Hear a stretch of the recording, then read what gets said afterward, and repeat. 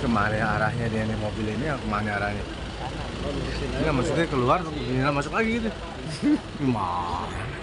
Kan pas buat tangan. Oke. Oke Pak, gimana acara HUT LPSK hari ini Pak yang ke-17 tahun? Ya, ini kan momen yang baik ya, 17 tahun LPSK kita hadir menjadi garda terdepan untuk bisa memberikan perlindungan bagi saksi dan korban. Banyak inovasi yang sudah kita lakukan, kita bertransformasi dari mulai keberadaan gedung yang ala kadarnya bahkan menumpang di salah satu ruang di Kementerian Hukum dan HAM. Jadi sekarang kita sudah punya gedung sendiri yang cukup representatif, bahkan kita sudah memiliki gedung untuk pusat pelatihan dan pemulihan yang ada di Jawa Barat. Nah, hari ini juga kita meluncurkan salah satu inovasi layanan LPSK dalam bentuk kita sebutnya Mobil Peduli Saksi dan Korban.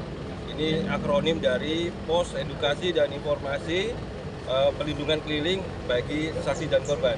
Jadi kita tidak pernah lelah untuk bisa melakukan transformasi, untuk bisa memberikan layanan yang baik, cepat, murah, dan mudah diakses untuk bisa memberikan keadilan bagi saksi dan korban dimanapun mereka berada. Ada berapa unit Pak mobilnya? Sementara satu Mas, karena kita masih unit apa?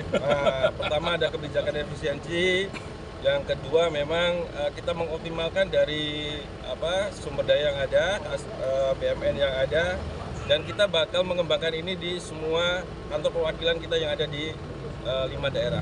Nanti mobil ini tuh penggunaannya akan seperti apa? Ya, kita ada dua ya. Satu, memberikan sosialisasi bagi publik terkait dengan kelembagaan LPSK, apa layanannya, dan kita juga akan mendekatkan akses apabila ada para calon pemohon atau menjadi korban tindak pidana itu bisa mengadukan untuk bisa memberikan layanan yang kepada mereka. Gitu. Tadi juga peresmian kantor perwakilan baru ya Pak? Betul. Boleh dijelaskan Pak? Iya, kita alhamdulillah ya. Jadi proses untuk mendirikan kantor perwakilan ini kan tidak serta-merta ya. Jadi kita perlu ada izin prinsip dari Kemenpan RB, dan alhamdulillah untuk tahun ini kita sudah diberikan izin prinsip untuk 3 wilayah sebetulnya. Ada di Jawa Tengah, di Semarang, kemudian di Jawa Timur, di Surabaya, dan satu lagi di Kupang. Nah, itu yang kemudian kita optimalkan, kita resmikan hari ini di tahun 2025, tepat bertepatan dengan 17 tahun ulang tahun LPSK. Ada penambahan lagi rencananya Pak? Kenapa? Ada penambahan lagi rencananya? Ya, kita pengennya semua ada di provinsi ya. Kita sudah mengusulkan di dalam perubahan Undang-Undang Perlindungan Saksi dan Korban yang diinisiasi oleh Komisi 13 supaya kantor perwakilan itu mandatori atau sifatnya wajib di semua provinsi dan dapat dibentuk di kabupaten kota, sehingga akses perlindungan dan keadilan bagi masyarakat bisa terpenuhi dengan baik. Dengan perkembangannya dua kantor perwakilan baru ini, apakah ada harapan gitu Pak dari LPSK sendiri?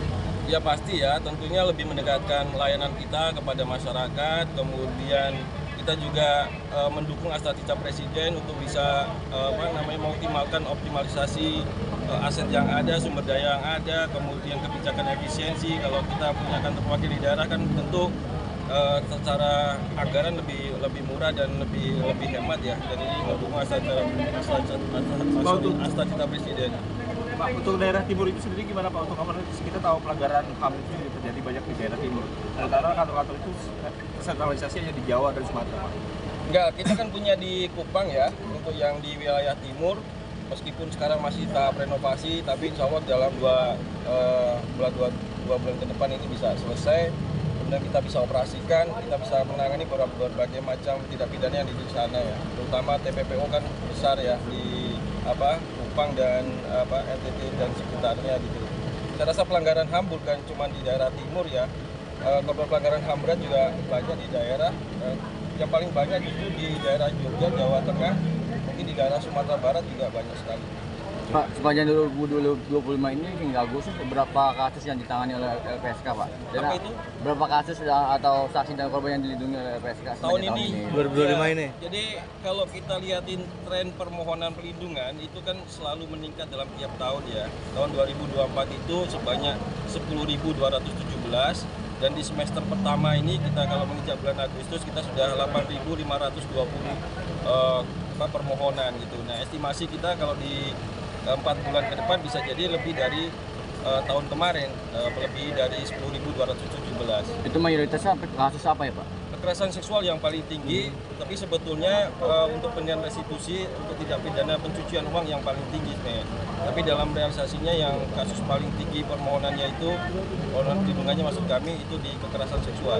Itu selama 17 tahun berdiri Pak atau Oh enggak, ini data satu semester awal di 2025, 8.520 itu. selama 17 tahun berdiri itu kasus yang tertinggi? Hampir rata-rata kekerasan seksual yang paling tinggi ya, termasuk juga di 5 tahun terakhir. Kamu nanyain 17 tahun, orang saya baru 1 tahun, gimana mau ngejar 17 tahun? Kasus TPPO gimana Pak? Kenapa? Kasus TPPO sendiri gimana?